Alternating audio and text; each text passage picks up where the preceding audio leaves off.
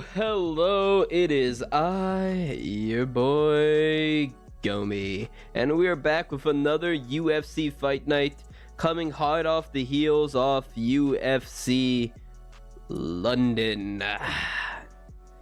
I've now can say I've given up hope on the London cards. I had gaslit myself. I had been hyping up those UFC London cards for years now, 2 years now, because of how good, was it 2 or 3 years? I think it was 3 years, because of how good the March 2022 London card was, Aspinall versus Volkov. And I look back at every other single London card since then, and they've been mid to bad, and this last weekend was just absolutely horrible. I thought Mick Parkin should have won that, but also I see why they didn't give it to him, because he coasted. I think Jan probably won that fight, but I see why he didn't get it, because he coasted. Leon didn't even look like he belonged there, and honestly now people are really heavily overrating Brady.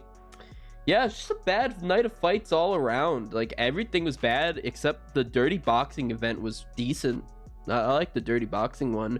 I like Yoel Romero knocking out taxi cab drivers. That was fun. That was very fun. But yeah, overall I gotta say is disappointment. So I'm really hoping at this fight night cleanses my palate.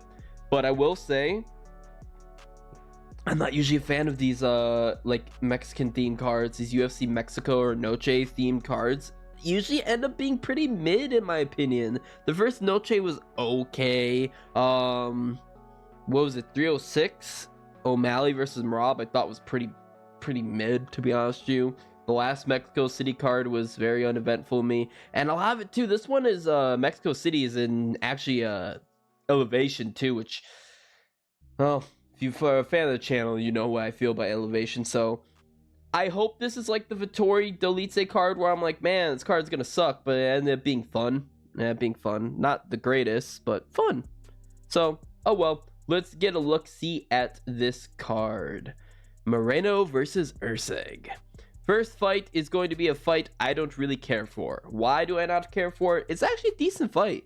Medeiros versus Hubbard should be a pretty solid scrap. A very low likely chance of a finish, but the main reason is that it was supposed to be Zellhuber versus...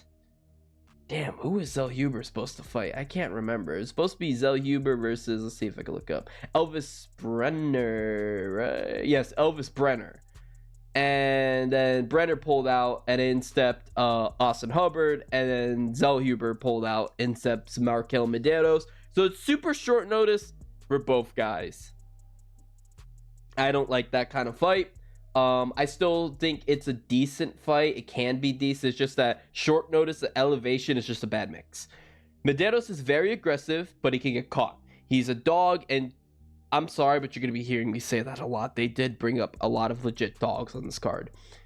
He's got very efficient striking, high speed advantage, but the thing is, like, Hubbard, he just is also a dog, and I think more of a dog. He can get outworked by other pressure fighters, and he's nothing special skill-wise. I'm not super high on Hubbard, but I think it should be fun, but that's enough for me to go with Markel Medeiros by decision. Odds-wise, minus 192 for Medeiros, plus 160 for Hubbard. Absolutely 100% agreed. Jamal Emmers versus Gabriel Miranda. I'm gonna say it to you right now.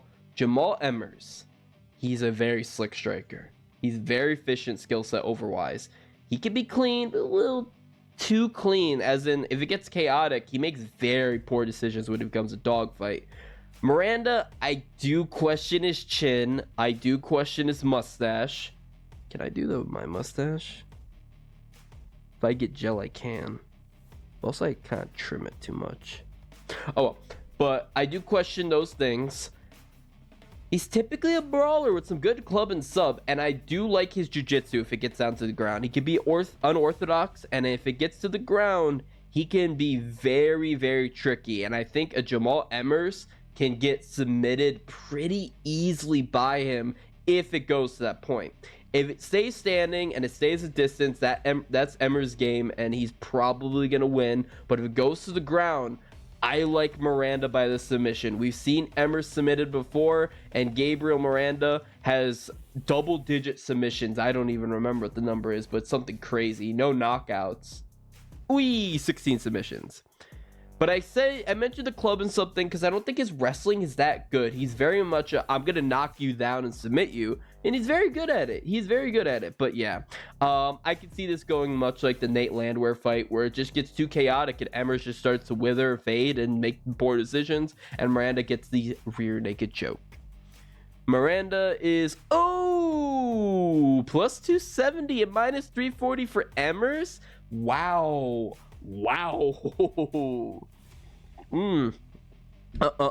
Yep, I'm going Miranda all the way.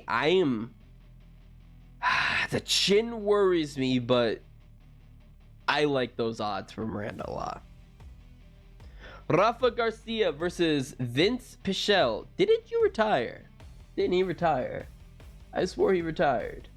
I wrote in my notes, I thought he retired. I wrote, didn't he retire?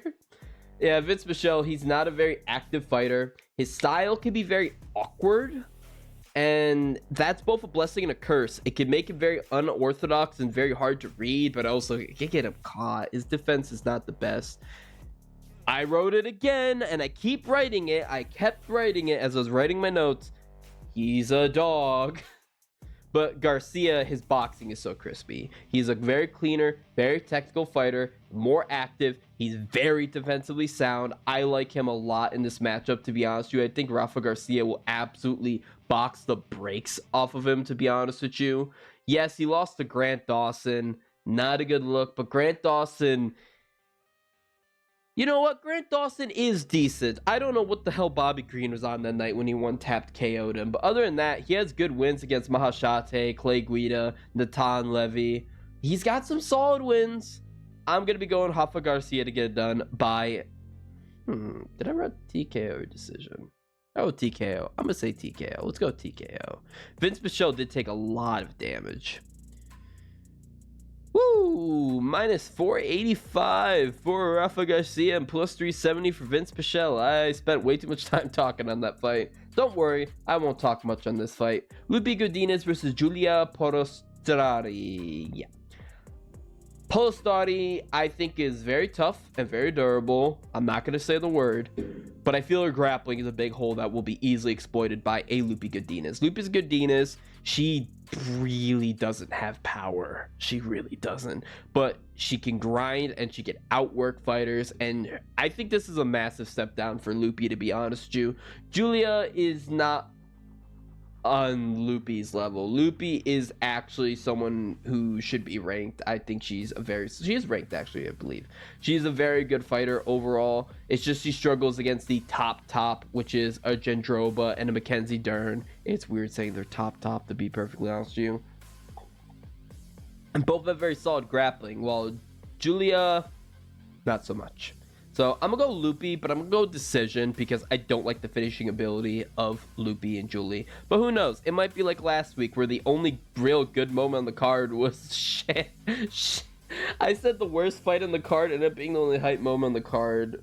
For Tomarj versus Shauna Ban, I believe. Yeah, that was oh god. I was making breakfast, by the way, or what? I think I was making, I don't know. I was cooking something and I look up, I go, oh, Bannon's done. And then I look back, I go, oh, she submitted her. Interesting. Why is this fight so low on the card? What the fuck? Wait, what? Huh? Why are these fights over these two? Is that the right order? I think that's out of the order of what I wrote him as. I don't know. That's C-Rod versus Melky Costa and Chairez versus Vergara should definitely be on the main card over Ronaldo and Martinez. Like, what? These fights aren't that good. This is a good one. And this one. Okay. Yes, C-Rod versus Melky Costa. Wow, I don't know why that's there. And I don't know why Melky Costa is fighting again. C-Rod fought in only 2 months ago. He's very active as well, too. And Melky Costa literally fought, what, 3 weeks ago? 2 weeks ago? When's the last time he fought? It was against Feely, Touchy Feely. It was February 22nd. Wow, 4 weeks ago. All right. Interesting fight. Very interesting fight. I am going to be 100% honest with you. I have gotten absolutely violated and burned by Christian Rodriguez multiple times. In fact, it honestly, a lot of it came from way back when. Oh my God, was this way back when? What have I done with my life? 2 years ago. Rosas. Yeah. I was at the weigh-ins live, and I was like, C-Rod was getting booed by the whole arena. Boy looks like he saw a ghost. He looks like he saw a ghost. I was like, oh, it's over. It's over. This man has nothing but fear in his heart. And he's played spoiler to him, Simon, Bulgarian, and then the one time I freaking picked him, he lost to Rosa, which tells me two things. First off, he's not good at the featherweight weight class. I don't like him at featherweight. He already really doesn't have power or finishing ability. He's just good at taking it to a decision and playing spoiler. Very talented fighter though, very talented, but not the most exciting. I'm not going to play around it. I don't find him exciting, but it's hard to gauge him. Very solid, very well-rounded fighter. But again, I stand by. I went way off tangent. I don't like him at featherweight. All those fights I mentioned were at bantamweight, and he missed weight for a lot of them. He missed weight in the Rosas fight, and I believe he missed in the Simon fight. But then he goes against Julian Rosa and he loses, and I thought he could beat him. I think he's really good at taking out inexperienced guys, being inexperienced. But Melky Costa, he's experienced. And honestly, I wasn't super high on him. I thought he beat Touchy Feely, but I wasn't super high on him. You could go back and look at that. But I was shocked at how improved Melky Costa was. His leg kicks were really good. It did feel like Touchy Feely was a little bit out of touch, to be honest with you. But overall, very good performance by him. I don't know, man. The reach advantage, the height advantage. And I like him better at featherweight. I don't know. I want to lean towards Melky Costa, but also I don't want to lean against C-Rod because I've gotten, I think, his last fight right. I think that's all I've gotten. I think I've only gotten his last fight right. So, against Bashi, who's also not very good, to be perfectly honest with you. So I'm scared for this matchup. I'm just going to say screw it and not pick someone for this. Kiss my booty. Did I go with the odds between Loopy and... I didn't do the odds between that. Loopy is minus 238. Julia plus 195. Who cares? And then we have, where is it? See, even they're like, yeah, this fight should be. Oh, never mind. C-Rod versus Melky Costa. C-Rod is minus 155. Melky Costa plus 130. Yeah, C-Rod has been a dog in most of those fights, and he came through. Now he's a favorite. I don't know. Jose Daniel Medina versus Gautier. I'm not going to even try his first name. I heard it, and I've heard it 3 different ways in the regional fights I've seen from him and on Contender Series. So, I don't know. This is a weird one. Medina, he's very much just a journeyman. He's gritty. He can fight very well in a chaotic brawl, but I don't think he's going to be able to handle the sheer power that Gautier has. Gautier's very heavy hands, very athletic, but he can get very reckless with bad balance. He reminds me of a Alonzo Menafield, which is not a good thing, but it's a good thing when they're going up against guys who I don't think is that good. Jose Medina really is only going to win it by savvy veteran skills, which I don't think he has enough of. So I'm going to be going Gautier by TKO. And odds-wise, Jesus Christ. Yeah, minus 500 for Gautier and plus 380 for Jose Daniel. No. Edgar Shirez versus CJ Vergara. I feel like we've seen this fight. Have we not seen this fight? No, we haven't. CJ Vergara. I'm never going to forget him running around the octagon full freaking sprint. It was one of the funniest things. I cannot stress to you. I don't like CJ Vergara's chances in this one, to be perfectly honest with you. I think CJ Vergara, he's good. He's a good fighter, but his defense against straight shots is bad. His boxing is very quick. He is very fast. He's very efficient, and he does know how to run and get the fuck out of there if he doesn't want to get hit. But if he gets hit, he absolutely panics and runs for his dear life, which is not good. That is not what you want to see. I don't know. I think Edgar Chairez, with his reach advantage and his club and sub ability, is going to be better in the spot. I don't know if he's going to get sub CJ Vergara's. I think he's maybe a little too tanky to get submitted, but we'll see. We'll see. Ultimately, I'm just going to have to go with Chairez to get it done by... I wrote sub, but I'm going to swap it to decision live. CJ Vergara is plus 225. Chairez is minus 278. And on to the main card. I stand by it. This fight should be fun. But I definitely think it should be underneath the other fights. But the case is Ronaldo Rodriguez versus Kevin Borjas. I just think this is a fun one. I like Borjas a little bit better in this matchup. Ronaldo Rodriguez can be very mean, very tough, but the reach advantage of Borjas is leading me towards him, and I think he's a little bit cleaner, more technical, more experience of Ronaldo, but more experience against cans. Borjas decision. I'm probably going with the underdog, aren't I? Yep, I am. Underdog. Plus 142 for Borjas, minus 170 for Ronaldo Rodriguez. This fight I actually think is not good. David Martinez versus Simon Oliveira. Martinez, he is very vicious striking, and I like his kicks. He's very accurate, and his counters are very dangerous. Oliveira, on the other hand, is just too wild, too reckless. He's a very basic Muay Thai fighter that loses himself and loses the basics. He's not very skilled, not very calculated, but he's just tough, and he brings heavy pressure. I think if you know what you're doing and you have a good counter style, or if you just implore counters overall, I think David Martinez can absolutely butcher him, to be perfectly honest with you. So I'm going to be going with David Martinez to get it done by, what did I write? Decision, right? Yeah, I wrote decision. I'm going decision.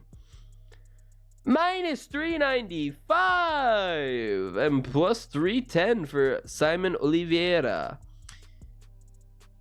Yeah, that's... Yeah.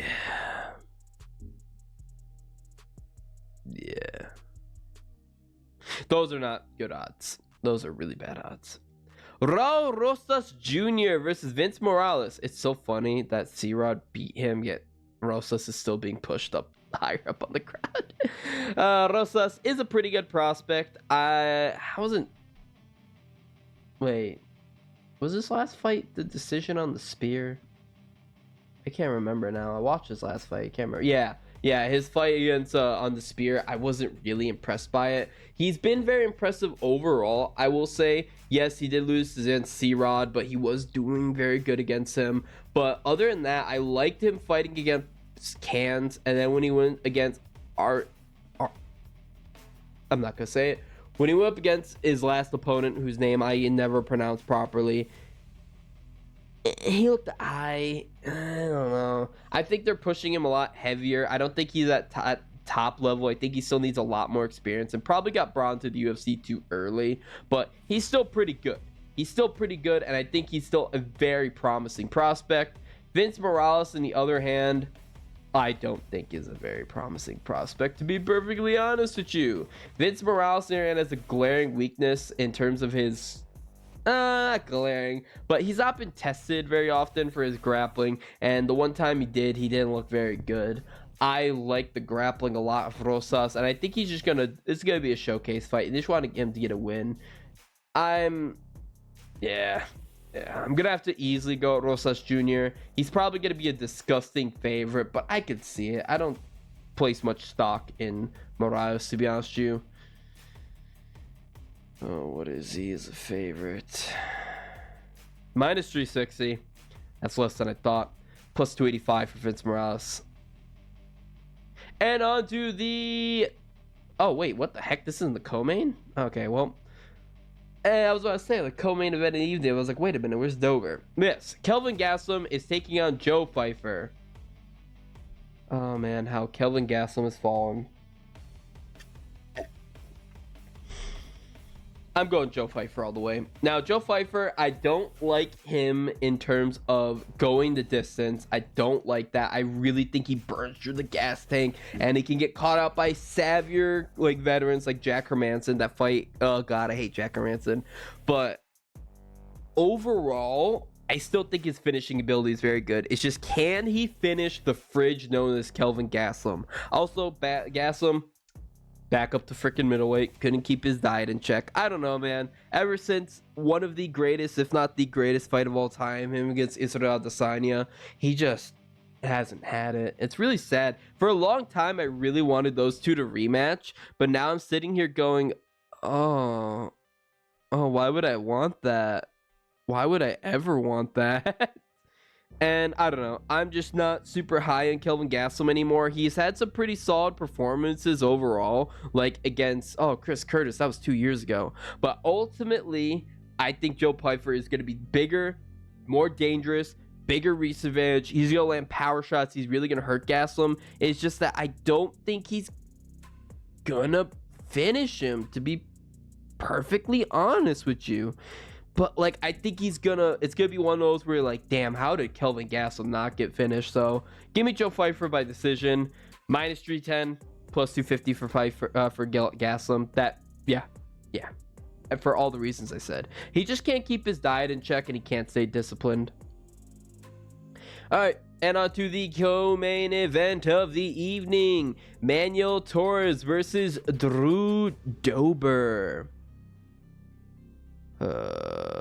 Dober is my guy, but I'm scared for him against Manuel Torres. Manuel Torres has the reach advantage, and he's just ultimately an extremely dangerous opponent in all aspects. He can get chaotic, he can get wild, and I've sung praise of Dober's Muay Thai and pocket boxing, and when it gets chaotic and wild. But the freaking problem is I think the Crimson Chin has been broken too many times. It's been almost a year since that's been almost a year, but since he lost to Gene Silva, he lost to Moicano. It's been a while since he's got a good win, and again, it was against Ricky Glenn. Yeah, he's been KO'd a few times now. Like, I don't know, man. He was on a really good streak, ran into Frivola, and since then it's just been going downhill. I think I want to put faith in Dober because his Muay Thai is extremely good, and Manuel Torres can get tagged and he can get pieced up, and he was pieced up badly by Ignacio Bahamondes, but Bahamondes I rate very highly. I think he's very high up there in terms of his skill set. He's taken out good guys like Duncan and Moda. I wrote Dober KO, please. I just want Dober KO. No, I just wrote Dober, please. I'm gonna stick with Drew Dober because Torres has been knocked down in his last fight. Yeah, Drew Dober's plus 110. Manuel Torres minus 130. I'm sticking with Dober, but not confident. Like last week where they had some really high favorites. I'm like, yeah, these guys should not be that high favorites, and they ended up losing. I don't know. And on to the main event of the evening. Brandon Moreno taking on Steve Astro Boy Erceg, who looks like the guy from The Office. Brandon Moreno is going to be 31 years old, 22 wins, 8 losses, 5 knockouts, 11 submissions, 5'7" in terms of height, orthodox stance, 70-inch reach advantage, a 1.59 takedown average, a 49.35% significant strike accuracy, minus 190 favorite. Significant wins over Emil Albazi, thank you for that, Davidson Figueiredo ×2, Kai Kara France, and Brandon Royval.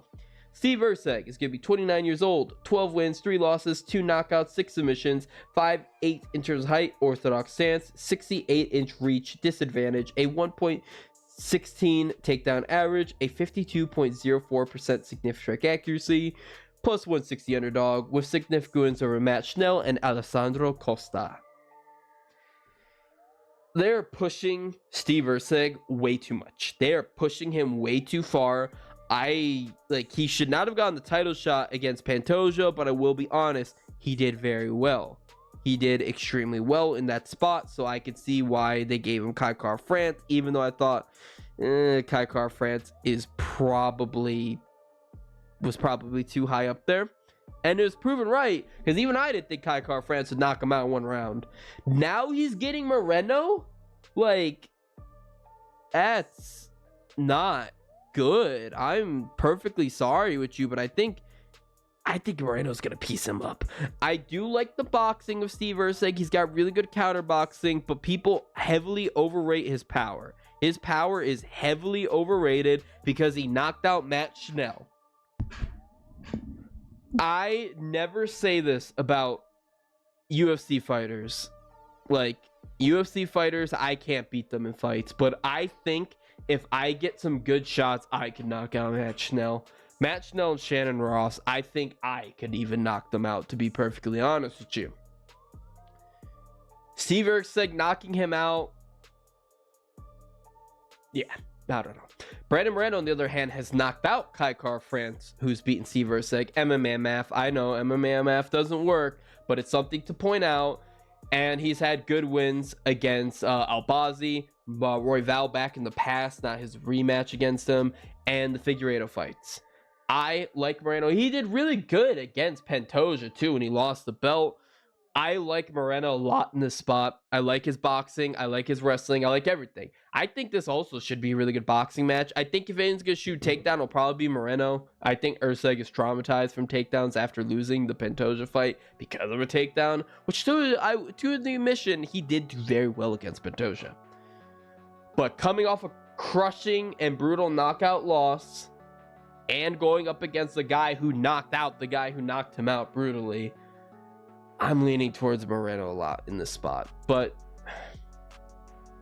he did look really bad against Roy Val in the rematch, but he came back and he looked amazing against Amir Albazi. So I feel it'll go like that. I don't like Moreno's power most of the time. His technique and precision is very good, but his power is scary. So if you have a guy who has a lapse in their striking, like a Kai Car France, he can knock him out. But historically, he's beating you up over 15 to 25 minutes. So Moreno decision is my pick, but I think that's going to be a hard one. I think it's going to be a hard sell. I think there's going to be moments where Steve Erceg looks really good, but then I just think Moreno's going to just overtake it by just being a veteran.